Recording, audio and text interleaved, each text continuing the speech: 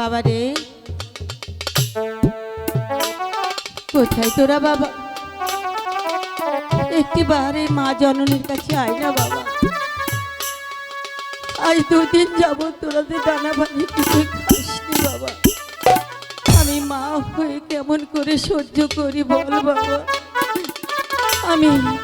আমি লোকের বাড়ি কাজ করে কিছু চাউল এনেছি বাবা, তাই তোদের জন্য আমি রান্না করে নিচ্ছি। একটিবার আমার কাছে আয় বাবা। তোরা ছাড়া যে পৃথিবীতে আমার আর আপন বলতে কেউ নেই বাবা। আয় বাবা। কার্তিক, মা গো। কার্তিক, হ্যাঁ মা।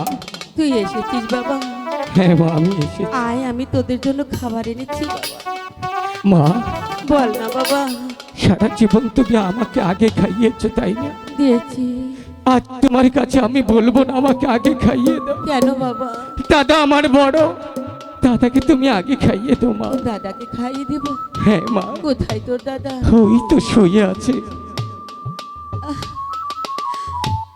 আমার বাবা না খেয়ে আছে, খিদের জ্বালা সহ্য করতে না পেরে মাঠের মধ্যে ঘুমিয়ে পড়েছি। আমি মাকে কি করে বলবো দাদা আমাদের মাঝে নেই? আমার ডাকে সারা দেয় কিনা দেখি। মা গো, তাতে দাদা তোমার ডাকে সাড়া দেবে তো? দেখি না কেন? দেখো মা।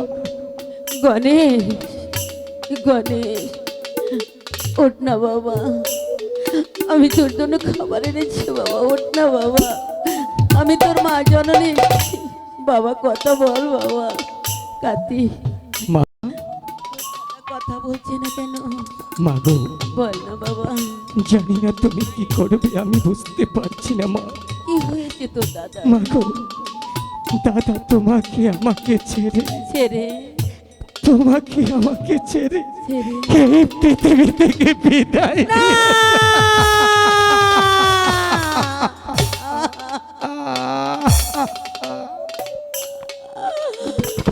ওরে গণেশ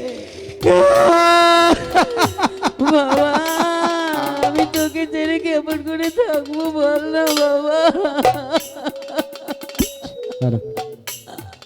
মা গো, আমি এখন কি করবো? দাদা মৃত্যুর পূর্বে বলে গিয়েছে দাদাকে সাপে দংশন করেছে।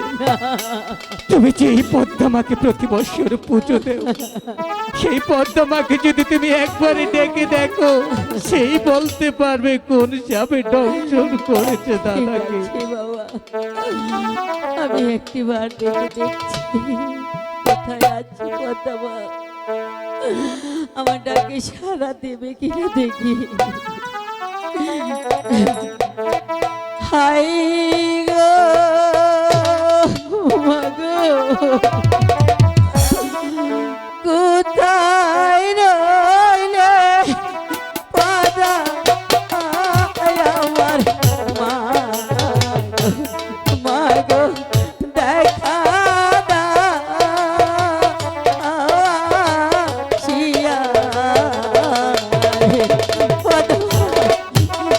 তুমি কোথায় মা? একেবারে দুঃখিনী মায়ের ডাক সারা দাও মা। মা গো, তুমি কোথায় মা?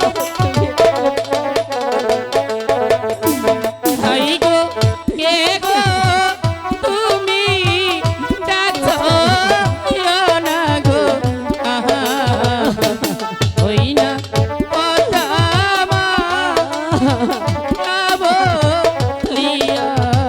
কোথায় মা তুমি? মা গো, তুমি কোথায় মা?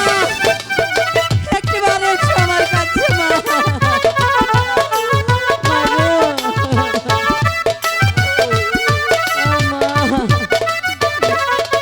মা, ওরে রূপের মা, তুমি এসেছো মা? আমাকে কেন স্মরণ করেছো? কেন স্মরণ করেছি জানো মা?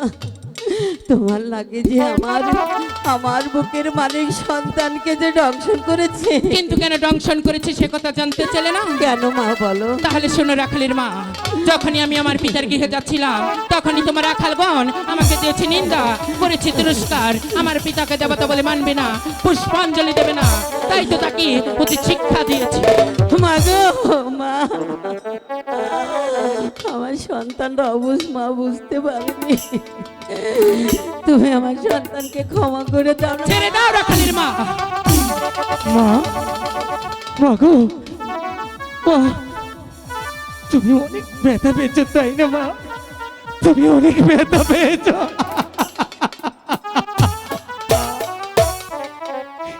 তুমি দাঁড়াও মা, তুমি দাঁড়াও। বা পদ্মা মা, বা তোমাকে যে ভক্তি ভালোবাসা ছিল আজ থেকে সেটাও চলে গিয়েছে মা। আমার মনে হচ্ছে সত্যি তুমি একটি জানোয়ারের সন্তান। রাখাল, হ্যাঁ মা, তোমার গায়ে ফুসকা পড়েছে তাই না? একটি সন্তানের সম্মুখে যে মায়ের গায়ে তুমি লাথি মেরেছো, একবার ভেবে দেখেছো যেই মাকে আমি মন্দির ভেবে প্রতিদিন পুজো করি, যেই মাকে আমি মাথায় রাখি, সেই মায়ের গায়ে তুমি লাথি মেরেছো? তুমি জানোয়ার নয় তো কি একবার বলতে পারো? রাখাল, কথা সামলিয়ে বলো, তা না হলে তোমার দাদার মতো আমিও তোমাকে দংশন করতে বাধ্য হব।